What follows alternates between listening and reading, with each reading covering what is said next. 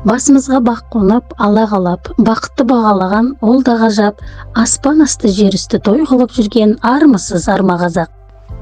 1992 жылы Бастаушы ауылында дүниеге келдім. 1999-2012 жыл аралығында Абай атындағы орта мектебінде білім алдым. Мектеп кезінен түрлі үйірмелер мен биге белсене қатыстым. 2012 жылы Шығыс Қазақстан гуманитарлық колледжіне оқуға түстім. Мектептегі белсенділігімді оқу орнымда да жалғастырдым. Би, домбыра үйірмелеріне қатысып, қоғамдық өмірге белсене араластым.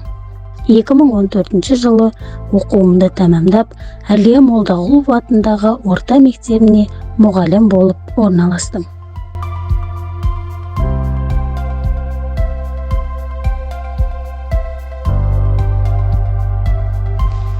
Мен Әсел Мұратқызы, Шығыс Қазақстан облысы Самар ауданы Әлия Молдағұлова атындағы орта мектебінің аға тәлімгерімін.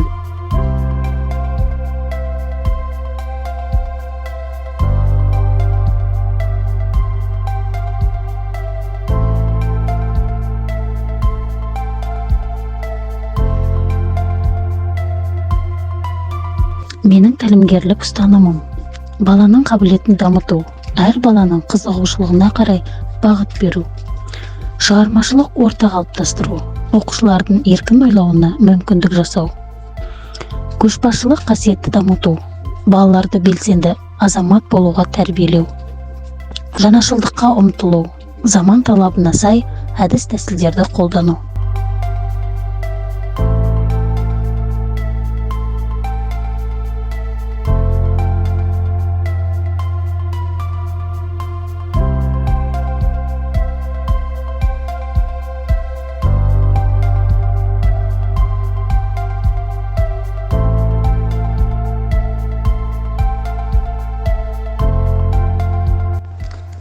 Штурман деген кім? Менің мамандығымды айтатын болсақ, штурман оқушылардың қабілеттерін анықтап, бақылап, оларға дұрыс бағыт беретін, сол қабілетін дамытатын құнды қызмет.